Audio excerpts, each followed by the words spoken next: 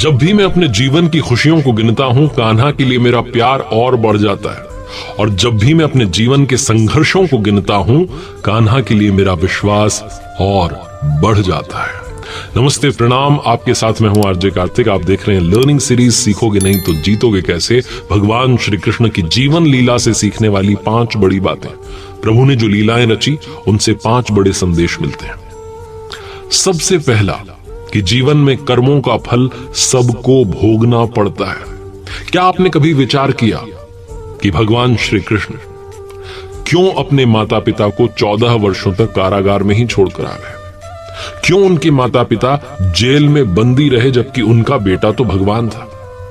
कंस को मारने के बाद में भगवान श्री कृष्ण जब कारागृह में गए और अपनी माता देवकी और पिता वासुदेव को वहां से छुड़ाया, तो माता देवकी ने प्रश्न किया कि बेटा, तुम तो भगवान हो, तुम्हारे पास में तो असीम शक्तियां हैं, फिर तुमने 14 साल तक कंस को मारने और हमें यहां से छुड़ाने की प्रतीक्षा क्यों की? तो भगवान श्री कृष्ण ने कहा कि माते क्षमा करें, क्या आपने मुझे पिछले जन्म में 14 साल के लिए वनवास नहीं भेजा था? तो माता देवकी आश्चर्यचकित हो गई। उन्होंने कहा, बेटा, ये कैसे संभव है? तो भगवान श्री कृष्ण ने याद दिलाया कि पिछले जन्म में आप माता कैकेयी थीं और आपके पति राजा दशरथ थे। माता देवकी ने और आश्चर्य से पूछा कि फिर महारानी कौशल्या कौन थी? भगवान श्री कृष्ण ने कहा कि वही तो इस जन्म में मेरी माता यशोदा है। 14 साल तक जिनको पिछले जीवन में मां के प्यार से वंचित रहना पड़ा, वो प्यार उन्हें इस जन्म में मिला है। हर प्राणी को इस मृत्यु लोक में अपने कर्मों का फल भोगना ही पड़ता है। इस बात को याद रखिएगा। दूसरी बड़ी बात जो हमें समझ लेनी चाहिए कि प्रभु वो करते हैं जो हम नहीं कर सकते। दुर्योधन सभी पांडवों को मार देना चाहता था। उसने लाक्षागृह में पांडवों को मारने की योजना बनाई थी और लाक्षागृह के उस षड्यंत्र से बचकर के पांडव निकल गए थे और वेश बदल करके वो जंगल में रह रहे थे। उस समय राजा द्रुपद ने अपनी बिटिया, अपनी बेटी राजकुमारी द्रौपदी का स्वयंवर रखा और इस आयोजन में पांडव भी ब्राह्मण के वेश में वहां पहुंच गए। उस स्वयंवर में भगवान श्री कृष्ण भी वहां थे और ब्राह्मणों के रूप में जब पांडव आए तो भगवान श्री कृष्ण ने उन्हें पहचान लिया। स्वयंवर में शर्त रखी गई थी कि योद्धा को भूमि पर जो रखा हुआ है पात्र, उसमें जो पानी भरा हुआ है, उस पानी में देख करके जो छत पर घूम रही है मछली, उसकी आंख पर निशाना लगाना है। जो योद्धा ये शर्त पूरी कर देगा, उससे द्रौपदी का विवाह तय होना था। और जब अर्जुन इस प्रतियोगिता में शामिल होने पहुंचे तो भगवान श्री कृष्ण ने उन्हें समझाया कि मछली की आंख में निशाना कैसे लगाना है। पूरी की पूरी विधि जो है भगवान श्री कृष्ण ने अर्जुन को समझा दी। तो अर्जुन ने हंस करके कहा कि अगर सब कुछ मुझे ही करना है तो आपकी क्या आवश्यकता है? भगवान श्री कृष्ण ने कहा कि तुम सिर्फ वो करो जो तुम्हारे वश में है और मैं वो करूंगा जो तुम्हारे वश में नहीं है। अर्जुन ने कहा, वो क्या है? तो भगवान ने कहा कि मैं हिलते हुए पानी को स्थिर कर दूंगा ताकि तुम्हें निशाना लगाने में परेशानी ना हो। तुम सिर्फ बेहतर से बेहतर करने का प्रयास करना। अर्जुन ने वही किया और मछली की आंख में निशाना लगा दिया। हमें बेहतर से बेहतर प्रयास करने चाहिए और याद रखना चाहिए कि प्रभु वो करते हैं जो हम नहीं कर सकते। कुछ फैक्टर्स हमारे हाथ में नहीं है, उनको प्रभु के ऊपर छोड़ देना चाहिए। अगर आपकी भक्ति सच्ची है तो वो भी हो जाएगा जो आपको इम्पॉसिबल लगता है। तीसरी बड़ी बात जो हमें सीख लेनी चाहिए कि प्रभु की भक्ति निश्चल होती है, निष्कपट होती है, असीम प्रेम और असीम श्रद्धा से होती है। कहीं भी मन में कोई छल कपट नहीं होना चाहिए। प्रभु के लिए असीम श्रद्धा होनी चाहिए। भगवान श्री कृष्ण के बारे में जब दुनिया में चर्चा होती थी, ब्रह्मांड में चर्चा होती थी, तो लोग कहते थे कि इनका सबसे बड़ा भक्त कौन है? तो एक ही उत्तर मिलता था, राधा रानी सबसे बड़ी भक्त है भगवान श्री कृष्ण की। हर कोई इस बात से सहमत था, लेकिन नारद जी को लगता था कि बात सही नहीं है। नारद जी को लगता था कि मैं सबसे बड़ा भक्त हूं, राधा रानी कैसे सबसे बड़ी भक्त हो सकती है? तो एक बार नारद जी भगवान श्री कृष्ण से मिलने के लिए द्वारकापुरी पहुंचे और जैसे ही नारद जी को आता हुआ देखा तो भगवान श्री कृष्ण ने अपना सिर पकड़ करके वो बैठ गए और सिर पकड़ा हुआ था। जैसे ही नारद जी उन्होंने प्रणाम किया और पूछा कि आपने सिर क्यों पकड़ा हुआ है?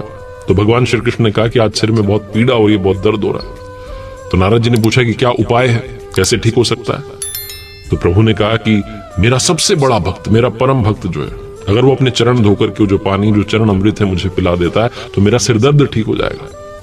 अब नारद जी जो है चक्कर में पड़ गए। उन्हें लगा कि मैं सबसे बड़ा कृष्ण भक्त तो हूँ, प्रभु भक्त तो हूँ, लेकिन मैं अपने पैर धोकर के, चरण धोकर के, वो जो पानी है, वो जो चरण अमृत है, अगर प्रभु को पिलाऊंगा तो मुझे नरक जाने का पाप मिलेगा। फिर उन्होंने सोचा कि राधा जी भी अपने आप को भगवान श्री कृष्ण का सबसे बड़ा भक्त मानती है।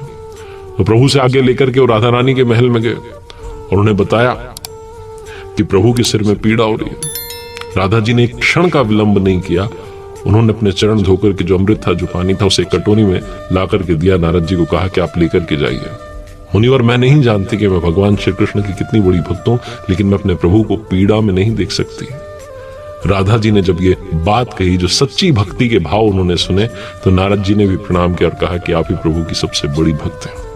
और प्रभु श्री कृष्ण ने ये जो लीला रची है, ये सिर्फ और सिर्फ मुझे संदेश देने के लिए रची है कि जो भक्ति है वो संपूर्ण भाव, संपूर्ण श्रद्धा से होती है। चौथी बड़ी लर्निंग जो कि भगवान श्री कृष्ण के उस नाम से हमें मिलती है, जिसका नाम है रणछोड़ दास।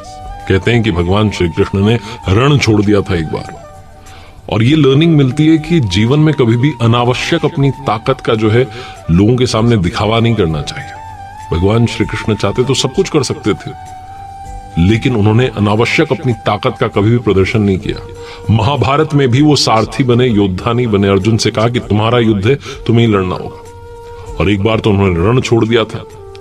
भगवान श्री कृष्ण का जन्म हुआ था कंस का वध करने के लिए, और ये जो पृथ्वी लोक है इसको अत्याचारों से, कंस के अत्याचारों से मुक्त कराने के लिए। और जब वो किशोर अवस्था में थे, तभी उन्होंने वो गोकुल से मथुरा आए और दुष्ट कंस का वध कर दिया। कंस की मृत्यु से दुखी हुए उसके जो श्वशुर थे जरासंध, उन्होंने एक बड़ी सेना लेकर के आक्रमण कर दिया। और जरासंध जब आया तो उसके साथ में शिशुपाल और काल यवन जैसे और शक्तिशाली राजा थे, वो सब आ गए।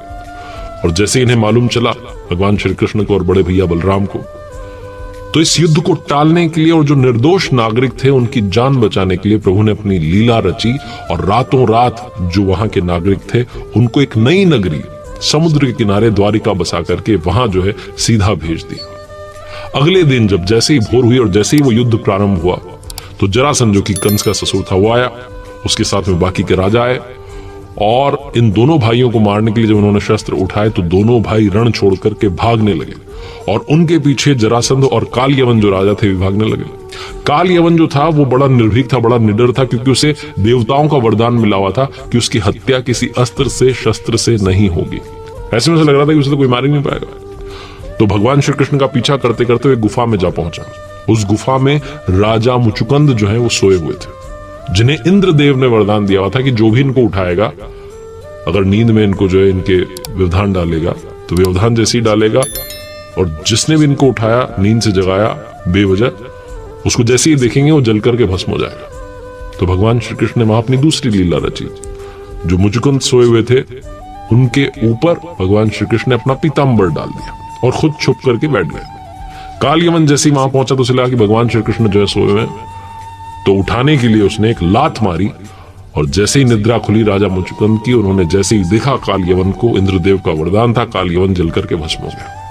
और उसके बाद राजा मुचुकुंद को भगवान ने अपने चतुर्भुज रूप में दर्शन दिया और मोक्ष का उनको वरदान दे दिया। जो जरासंध था उसको भी उन्होंने भीम के द्वारा उसका वध करवाया। तो भगवान श्री कृष्ण ने यहाँ पर 2-3 बातें और समझाई कि देवताओं के वरदान का भी उन्होंने मान रखा, और युद्ध से भाग करके उन्होंने बताया कि निर्दोष नागरिकों की भी जान बचाई जा सकती है, और बेवजह अनावश्यक अपनी ताकत का प्रदर्शन नहीं करना चाहिए। और 5वीं बड़ी लर्निंग जो कि मिलती है, मद से दूर रहना चाहिए, यानी कि ईगो से, अहंकार से दूरी बना के रखनी चाहिए। भगवान श्री कृष्ण की एक रानी जिनका नाम था सत्यभामा, और भगवान श्री कृष्ण एक बार उनके साथ सिंहासन पर विराजमान थे, और उनके आसपास ही गरुड़ जी थे, सुदर्शन चक्र था, बहुत तेज जो है दिखाई पड़ रहा था। तो पास में बैठी हुई सत्यभामा ने भगवान श्री कृष्ण से बातों बातों में प्रश्न किया कि हे प्रभु, जो आपने त्रेता युग में राम अवतार लिया था, तो आपकी पत्नी सीता थी, क्या वो मुझसे भी अधिक सुंदर थी? तो भगवान समझ गए कि इनको घमंड हो चुका है, अहंकार आ चुका है। तब गरुड़ जी ने कहा कि प्रभु, क्या कोई मुझसे भी तेज उड़ सकता है, तीव्र उड़ सकता है? सुदर्शन चक्र भी चुप नहीं रहा, उसने कहा कि प्रभु, क्या मैंने आपको इतने युद्धों में विजय दिलाई है, क्या मुझसे भी कोई शक्तिशाली है? तो भगवान श्री कृष्ण तो समझ गए कि तीनों को जो है अहंकार हो चुका है। तो उन्होंने कहा कि एक काम कीजिए, आप हनुमान जी के पास जाइए और उनसे कहना कि उनके जो प्रभु हैं श्री राम और माता सीता, वो प्रतीक्षा कर रहे हैं। इसके बाद प्रभु ने सत्यभामा जो रानी थी उनसे कहा कि आप माता सीता के रूप में तैयार रहिए, और स्वयं उन्होंने प्रभु श्री राम का अवतार ले लिया। और सुदर्शन चक्र से कहा कि आप जो द्वार है, मुख्य द्वार, वहां पर पहरा दीजिएगा, बिना मेरी आज्ञा के कोई भी प्रवेश नहीं करना चाहिए। जब गरुड़ जी पहुंचे हनुमान जी के पास और उनसे कहा कि प्रभु का संदेशा है, प्रभु श्री राम माता सीता आपकी प्रतीक्षा कर रहे हैं, तो हनुमान जी ने कहा गरुड़ जी को कि आप चलिए, मैं आता हूं। अब गरुड़ जी को लग रहा था कि वृद्ध हो गए, ये कहाँ आएंगे मुझसे पहले, मैं ही पहले पहुंचूंगा। तो जैसे ही वो पहुंचे तो जाकर के देखा कि हनुमान जी तो उनसे पहले ही द्वारका में पहुंच चुके हैं और प्रभु श्री राम के चरणों में बैठे हैं। गरुड़ जी का जो घमंड था टूट गया। तो प्रभु ने पूछा हनुमान जी से कि तुम महल में प्रवेश कैसे कर पाए, कि आपको मुख्य द्वार पर सुदर्शन चक्र ने रोका नहीं? तो हनुमान जी ने अपने मुंह में से उस सुदर्शन चक्र निकाला और कहा कि ये मुझे अंदर आते समय रोक रहा था, लेकिन मैंने इसे अपने मुख में रख लिया।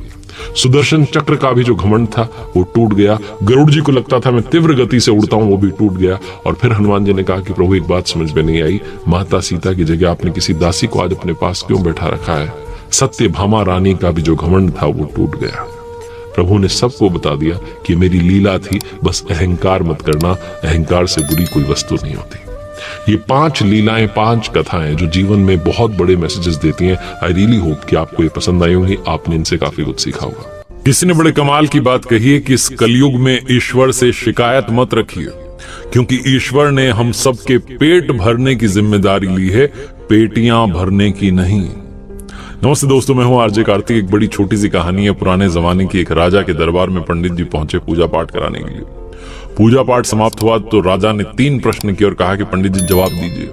पहला प्रश्न था कि ईश्वर कैसे दिखता है, दूसरा प्रश्न था कि ईश्वर कहां तक देखता है, और तीसरा प्रश्न था कि ईश्वर जो है वो क्या करता है। पंडित जी ने कहा कि मैं थोड़ा सोच विचार करके जवाब दूंगा, आप मुझे थोड़ा समय दीजिए। राजा ने कहा 1 महीने का समय आपको दिया। पंडित जी घर आ गए, सोचने लगे, विचार करने लगे, लेकिन वो प्रश्न का सटीक जवाब मिल नहीं रहा था। जैसे जैसे वो डेडलाइन समाप्त हो रही थी, वो 1 महीने का समय समाप्त हो रहा था, उनकी टेंशन बढ़ती जा रही थी। उनका एक बेटा था, बड़ा विद्वान, होशियार, बुद्धिमान। तो उसने समझ लिया कि पिताजी चिंता में। उसने पूछा कि पापा क्या हुआ? तो बताया पंडित जी ने कि राजा ने 3 प्रश्न किए हैं और उनका जवाब मांगा। उसको लगता है कि मैं जवाब दे दूंगा। तो पूछा पंडित जी के बेटे ने, बताइए क्या प्रश्न है? तो उन्होंने बता दिया कि ईश्वर जो है वो कैसे दिखाई देगा, कहां तक वो देखता है, और ईश्वर करता क्या है। तो पंडित जी के बेटे ने कहा कि बस इतनी सी बात है, मुझे आप लेके चलिए, 1 महीना समाप्त होने पर मैं राजा को 3 प्रश्नों के सही जवाब दूंगा। पंडित जी ने कहा मुझे तो बताओ। तो पंडित जी के बेटे ने कहा नहीं, आपको भी वहीं पता चलेगा, आप चलो मेरे साथ। 1 महीना समाप्त हुआ, दोनों पहुंचे दरबार में।